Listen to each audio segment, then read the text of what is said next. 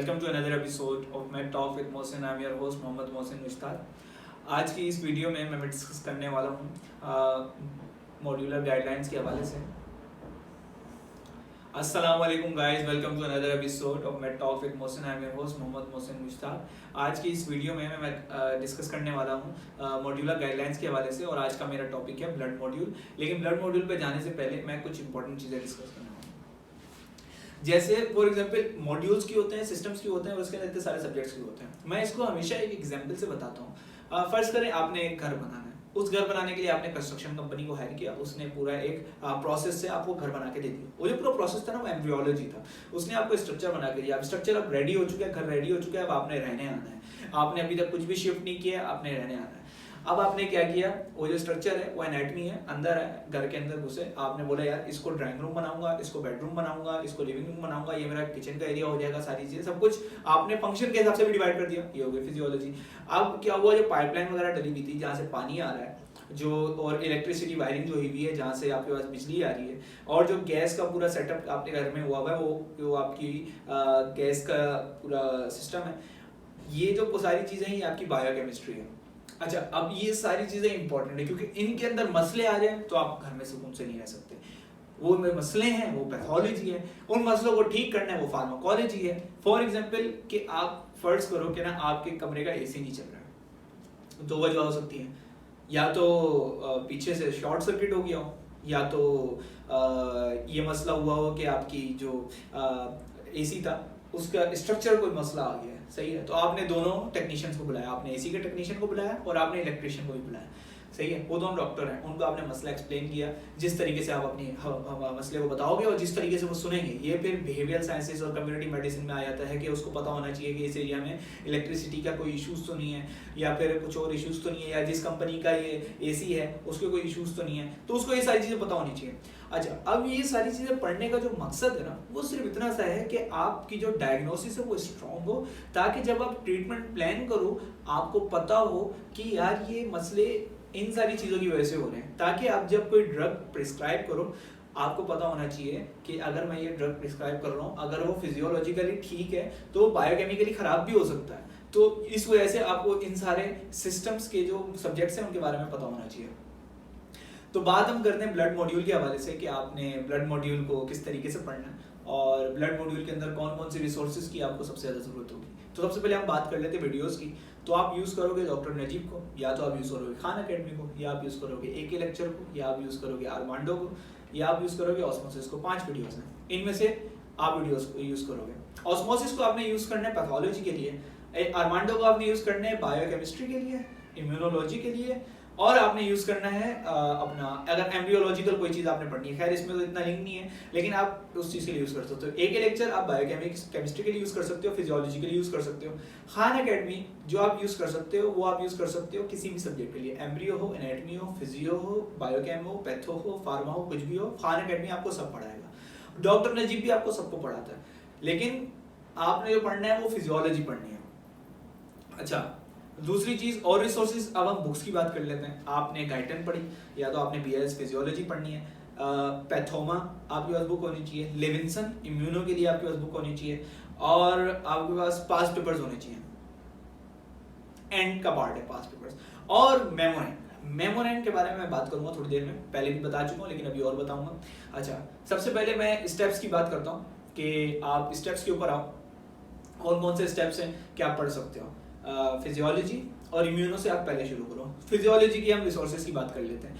आपने क्या किया, आपने डॉक्टर नजीब प्लस गाइडन यूज़ की, या आपने खान अकेडमी प्लस गाइडन यूज़ की प्लस BRS यूज़ की, या फिर आपने कोई और वीडियो देखी, लेकिन इन दोनों में से कोई एक बुक यूज़ की। लोग दोनों भी यूज़ करते हैं। अब ये आपके ऊपर है, आप अपना वे खुद ही फाइंड करना है और तलाश करना है। इम्यूनो के लिए अब आपको क्या चाहिए, लेविंसन, आर्मांडो, ऑस्मोसिस, ये 3 रिसोर्सेज चाहिए। सही है।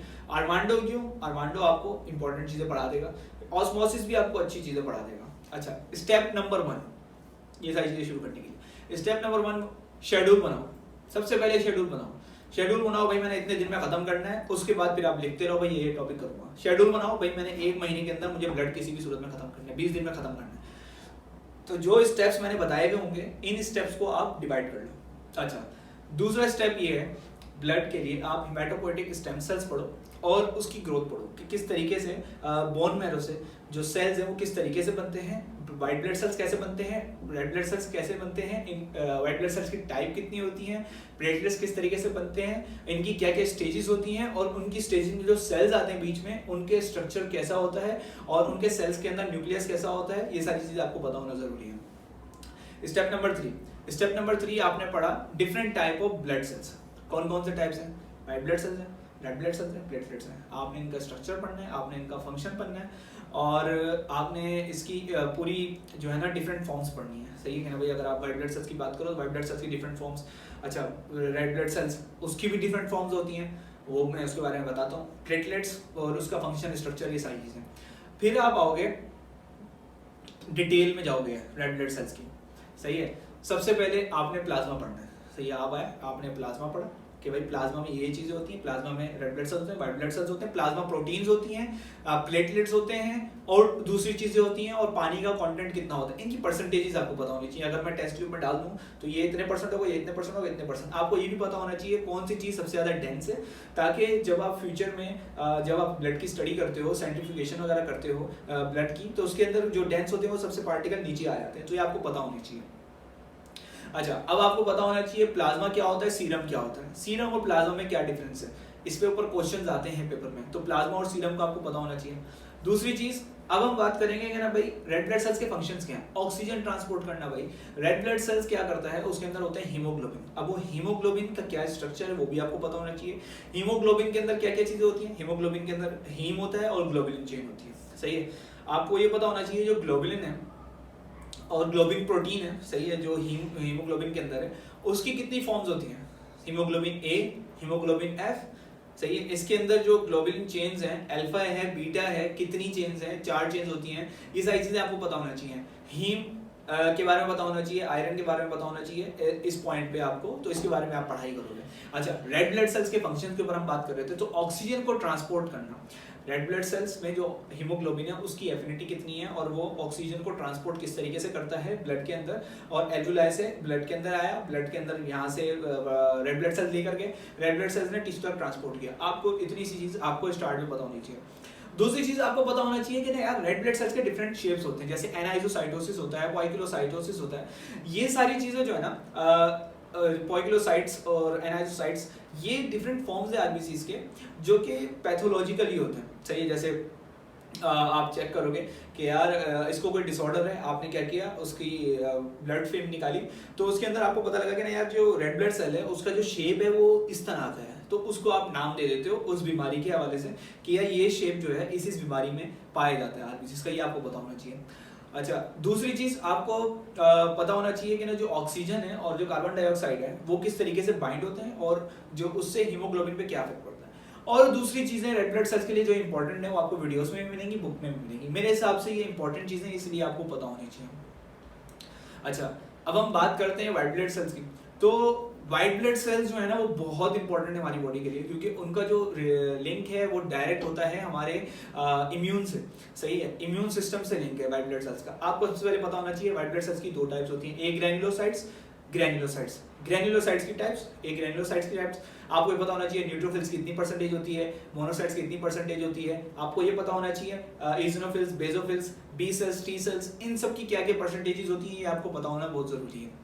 इन सब के फंक्शंस पता होना बहुत जरूरी है। न्यूट्रोफिल्स का क्या फंक्शन है, इओसिनोफिल्स का क्या फंक्शन है, ये क्या रिलीज करते हैं, उसकी वजह से क्या होता है, इसके ऊपर एलर्जी का क्या रोल है, हिस्टामिन का क्या रोल है, ये सारी चीजें आपको पता होना चाहिए। टी सेल्स और बी सेल्स के बारे में पता होना चाहिए। टी सेल्स की डिफरेंट टाइप्स के बारे में पता होना चाहिए कि टी हेल्पर सेल्स क्या होते हैं, साइटोटॉक्सिक टी सेल्स क्या होते हैं। अच्छा, दूसरी चीज इंपॉर्टेंट जो है ना वो बच्चे पढ़ना भूल जाते हैं, जो CD4 प्रोटीन होती है, CD4 के बारे में आपको पता होना चाहिए। और दूसरी चीज आपको पता होना चाहिए MHC क्लासिफिकेशन क्या है। सही है? मेजर हिस्टोकम्पैटिबिलिटी कॉम्प्लेक्स, ये आपको पता होना चाहिए, उसका क्या रोल है इसके अंदर व्हाइट ब्लड सेल्स के अंदर। आपको ये पता होना चाहिए कि यार जो एंटीजन प्रेजेंटिंग सेल्स होते हैं उनका क्या रोल होता है व्हाइट ब्लड सेल्स के अंदर, और उसकी वजह से इम्यून के ऊपर क्या इफेक्ट पड़ता है।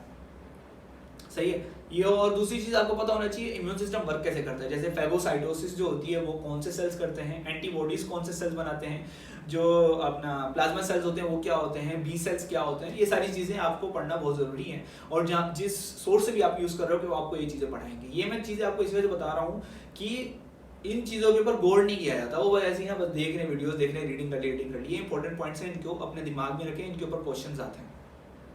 अच्छा, इम्यूनोलॉजी के ऊपर आ गए। अब इम्यूनोलॉजी के ऊपर हमने बात की एक्टिव इम्यूनिटी की, पैसिव इम्यूनिटी की, और हमने बात की different type of hyper sensitivity. Hyper sensitivity के बारे में पता होना चाहिए। हाइपर सेंसिटिविटी की कितनी टाइप्स होती हैं, टाइप 1, टाइप 2, टाइप 3, टाइप 4। इसके अंदर जो इम्यूनोग्लोबुलिन्स होते हैं, अच्छा अब इम्यूनोग्लोबुलिन्स जो है वो आपको फिजियोलॉजी में पढ़ाते हैं, इम्यूनोलॉजी में भी पढ़ाते हैं, लेकिन ये बहुत इंपॉर्टेंट है क्योंकि ये होती हैं एंटीबॉडीज होती हैं, और ये डिफरेंट टाइप्स की होती हैं। IgM होती है, IgG होती है, IgE होती है, IgA होता है।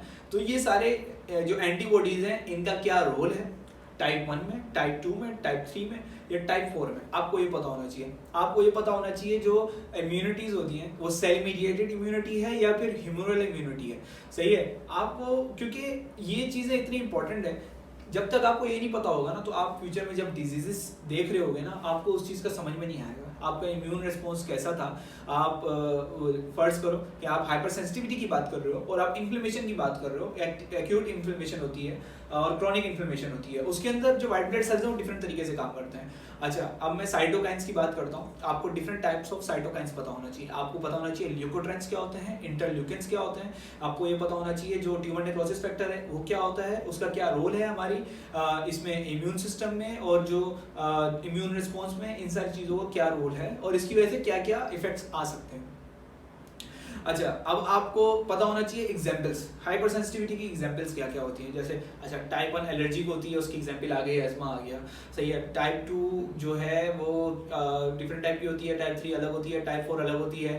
अच्छा, टीबी जो है वो टाइप 4 की एग्जाम्पल है। और ये इस तरीके से जो भी चीज़ें हाइपर सेंसिटिविटी आपको पता होनी चाहिए। अब ये हाइपर सेंसिटिविटी करें क्या, मैं बोलता हूँ ऑस्मोसिस खोलो, ऑस्मोसिस पे सारी हाइपर सेंसिटिविटी की वीडियोस मौजूद हैं, आप ऑस्मोसिस से देख सकते हो, आपको सारी चीज़ें समझ में आ जाएगी हाइपर सेंसिटिविटी से रिलेटेड, तो वो इंपॉर्टेंट है। अच्छा, अब आपको इम्यूनिटी में डिफरेंट डब्ल्यूबीसीज के रोल पता होना चाहिए, लिम्फोसाइट्स का क्या रोल है इम्यूनिटी में वो पता होना चाहिए। अच्छा, अब हम बात करते हैं प्लेटलेट्स की, कि प्लेटलेट्स और कोगुलेशन का क्या रोल है, सही है, और उसको पढ़ना क्यों ज़रूरी है, वो इंपॉर्टेंट है। अच्छा, सबसे पहले ये कि आपको ये पता होना चाहिए कि ये बहुत इंपॉर्टेंट टॉपिक है। आपको पता होना चाहिए कि ना यार जो प्लेटलेट्स है उसका स्ट्रक्चर क्या है, उसके अंदर जो वेसिकल्स होते हैं उसके अंदर डिफरेंट चीज़ें रिलीज होती हैं, उनके नाम क्या है, उनके फंक्शन क्या है, सही है। जैसे ADP होता है, उसका क्या फंक्शन है। इसी तरह कोगुलेटिव फैक्टर्स होते हैं डिफरेंट टाइप्स के, वो सारी चीज़ें। कोगुलेशन कैस्केड होता है, इंट्रिंसिक फैक्टर्स होते हैं, एक्सट्रिंसिक फैक्टर्स होते हैं, ये सारी चीज़ें आपको पता होनी चाहिए कि भाई किस तरीके से ये बनते हैं और किस तरीके से जो है वो अपना थ्रोम्बिन बनता है, थ्रोम्बिन से फिब्रिन बनता है, और किस तरीके से वो क्लॉट बनने में हेल्प करते हैं। ये प्लेटलेट्स का बहुत इंपॉर्टेंट रोल है। अगर ये हमारी बॉडी में ना होते तो ब्लीडिंग होती रहती, और कट लगता, ब्लीडिंग होती रहती और कोई क्लॉट ही नहीं बनता। तो ब्लड की जो रेगुलेशन है उसके लिए प्लेटलेट्स का होना बहुत ज़रूरी है, ताकि ब्लड की क्वांटिटी और जो ब्लड है वो हमारी बॉडी में रहे, अगर कोई कट वगैरह पड़ता है तो ब्लड बाहर ना जाए।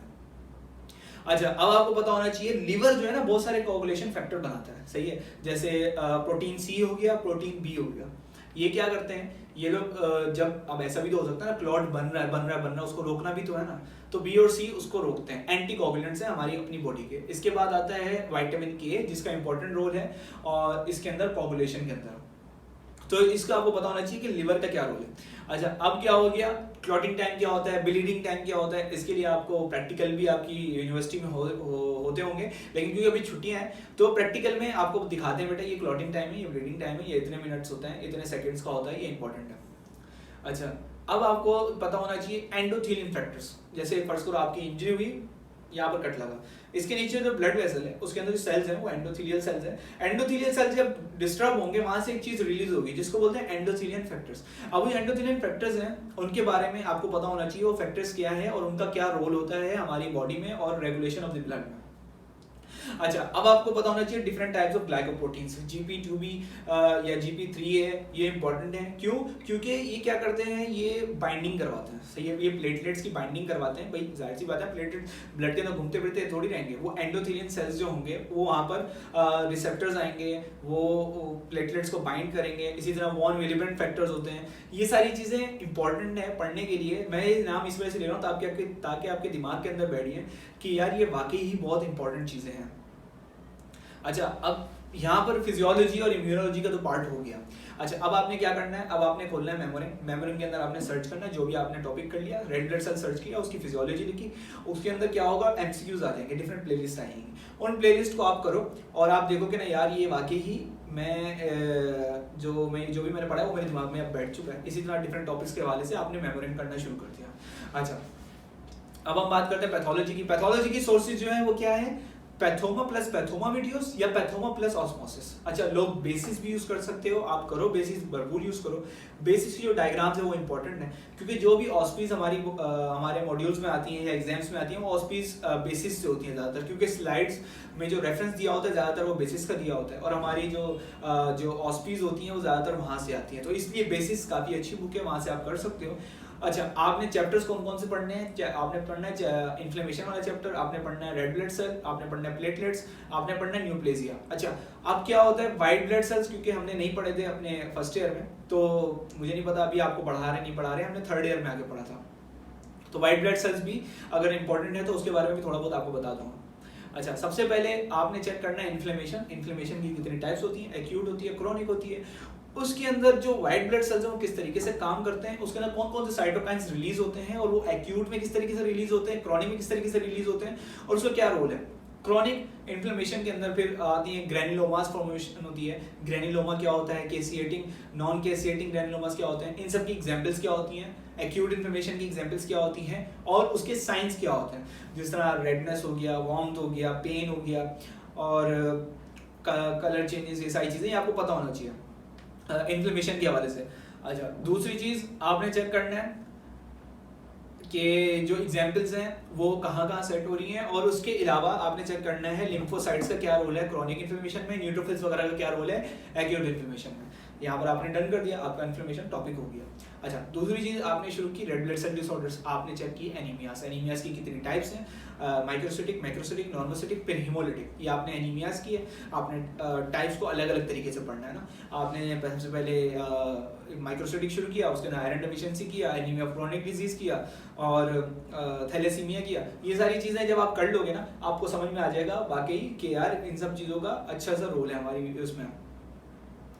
क्या नाम है, जो चेक किए बायोकेमिस्ट्री का या फिर फिजियोलॉजी का, इसके अंदर जो हम ये डिसऑर्डर्स पढ़ेंगे कि एमसीवी का, आरबीसी इंडाइसिस का क्या रोल है इन पैथोलॉजिकल डिसऑर्डर्स में।